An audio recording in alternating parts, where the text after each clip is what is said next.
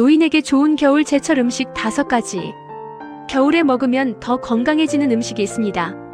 특히 어르신들에게 꼭 추천드리고 싶은 탑5.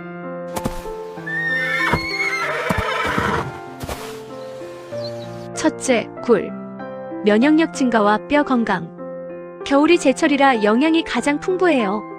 아연이 많아 면역력에 도움되고 칼슘도 풍부합니다. 단, 비린 음식 민감한 분은 조심. 둘째, 시금치. 혈관 건강. 추울수록 혈관이 수축되는 계절이죠.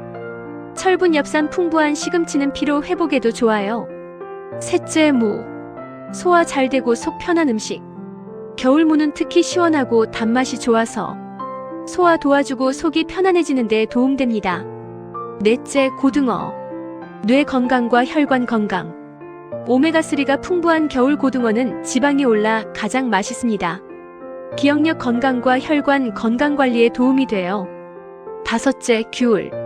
비타민C 충전. 겨울철 감기 예방엔 딱. 껍질 향도 스트레스 완화에 좋은 역할을 해요. 겨울에만 누릴 수 있는 건강한 맛 놓치지 마세요.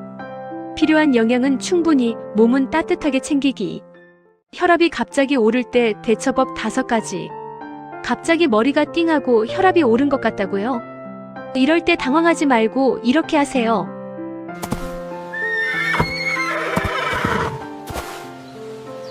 첫째, 바로 앉아서 안정하기. 누워버리면 어지러울 수 있어요. 편하게 앉아서 5분에서 10분 동안 조용히 호흡을 고르세요. 둘째, 깊고 천천히 복식 호흡. 코로 천천히 들이마시고 입으로 길게 내쉬기. 호흡만 제대로 해도 혈압 상승을 완화하는 데 도움됩니다. 셋째, 따뜻한 물 1컵. 갑작스런 긴장이 완화되면서 몸이 조금 안정돼요. 단 너무 뜨거운 물은 피하세요. 넷째, 혈압 측정해서 기록하기. 현재 수치가 어떤지 확인하는 게 중요합니다. 평소와 다르게 크게 올랐다면 꼭 메모해두세요. 다섯째, 증상 지속되면 즉시 의료 상담. 두통, 흉통, 호흡 곤란이 있으면 지체하면 안 됩니다. 즉시 119 또는 의료진의 도움을 요청하세요.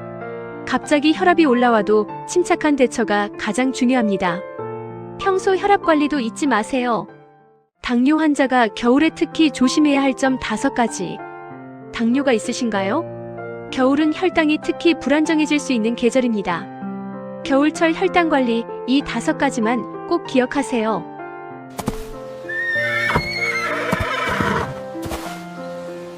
첫째, 추위가 혈당을 올릴 수 있다. 기온이 떨어지면 몸이 긴장하면서 혈당이 자연스럽게 높아질 수 있어요. 외출할 땐 따뜻하게 챙겨 입으세요. 둘째, 활동량 감소 주의. 겨울엔 운동량이 줄면서 혈당이 더 쉽게 올라갑니다. 집에서도 가벼운 스트레칭이나 실내 걷기 꼭 해주세요. 셋째, 감기와 독감 조심하기. 감염이 생기면 혈당이 급격히 변동할 수 있어요. 손 씻기, 환기, 예방접종 등 기본 관리가 중요합니다. 넷째, 따뜻한 음료의 당분 체크. 겨울엔 달달한 차나 믹스커피를 자주 마시게 되죠. 당분이 들어간 음료는 혈당 상승을 부를 수 있으니 성분을 꼭 확인하세요. 다섯째, 발 관리 강화. 겨울엔 혈액순환이 떨어져 발 상처가 더 잘 아물지 않을 수 있어요. 매일 확인하고 이상이 있으면 의료진과 상담하세요. 겨울이라고 혈당이 흔들릴 필요는 없습니다. 생활 속 작은 습관들이 당신의 건강을 지켜줍니다. 신부전 환자가 체중 변화를 꼭 체크해야 하는 5가지 이유. 신부전이 있다면 체중 변화만 잘 봐도 몸 상태를 미리 알 수 있습니다. 왜 그럴까요?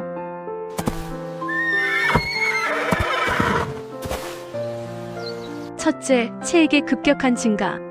신부전이 악화되면 몸에 물이 쌓여 체중이 빠르게 늘 수 있어요.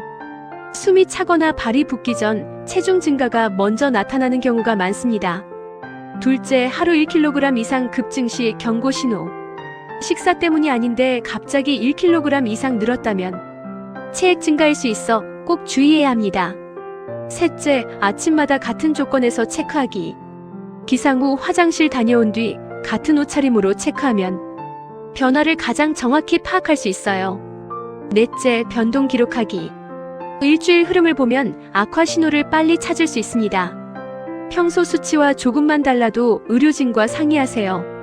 5째, 증상과 체중 변화가 함께 나타나면 즉시 상담. 숨참, 발다리 붓기, 피로 증가 등이 동반되면 지체하지 말고 진료를 받는 것이 안전합니다. 신부전 관리의 시작은 매일 체중 체크. 작은 습관이 큰 악화를 막을 수 있습니다. 고혈압 약 아침과 저녁 언제 먹는 게 좋을까? 고혈압 약 아침에 먹어야 할까요?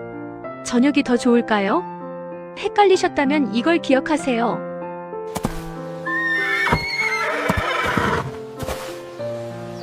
기본은 의사 지시 시간이 가장 중요. 고혈압 약은 종류가 많아서 사람마다 최적 시간이 달라요. 우선은 담당 의사 선생님이 말한 시간대로 복용하는 것이 기본. 아침 복용의 장점. 대부분의 사람은 아침에 혈압이 더 오르는 아침 상승 현상이 있어요. 그래서 많은 약들이 아침 복용을 기준으로 처방됩니다. 저녁 복용이 더 맞는 경우도 있습니다.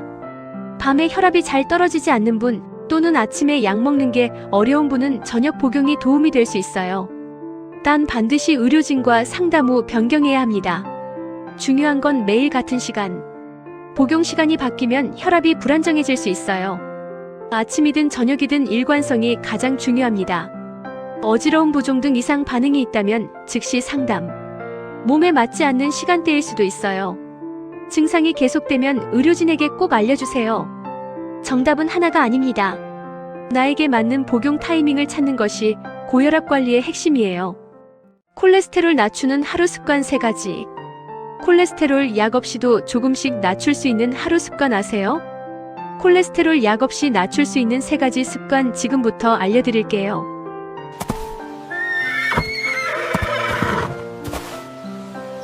첫 번째, 아침에 10분만 빠르게 걷기. 간단하지만 혈중 지방을 줄이는데 큰 도움이 됩니다.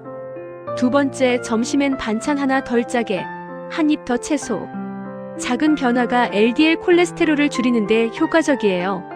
세 번째, 저녁엔 스트레칭으로 하루 마무리. 스트레스가 줄면 콜레스테롤도 안정되기 쉽습니다. 이 3가지 오늘부터 바로 할 수 있어요. 단 콜레스테롤 수치가 높거나 약을 복용 중이라면 꼭 주치의와 상담하시고요. 노년기에 허벅지 근력이 중요한 이유. 노년 건강의 핵심이 어디인지 아세요? 바로 허벅지 근력입니다. 허벅지 근력은 단순히 걷는 힘뿐 아니라 균형을 잡는 데도 큰 역할을 합니다. 근력이 약해지면 넘어질 위험이 높아지고 일상생활의 속도도 크게 느려지죠. 또 허벅지 근육은 큰 근육이라 에너지 소모가 많아 혈당 체중 관리에도 도움을 줄 수 있어요. 그럼 생활 속에서 간단히 허벅지 근력을 키우는 방법 3가지를 알려드릴게요.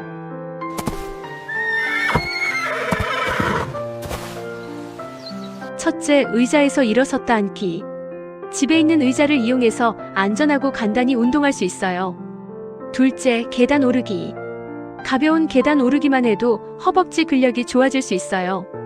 셋째, 균형 잡힌 운동. 허벅지 운동뿐만 아니라 걷기와 실내 스트레칭 등으로 균형 잡힌 운동을 해야 해요. 단 무리하면 관절에 부담이 될 수 있으니 본인 체력에 맞게 천천히 시작하고 필요하면 전문가와 상담해주세요.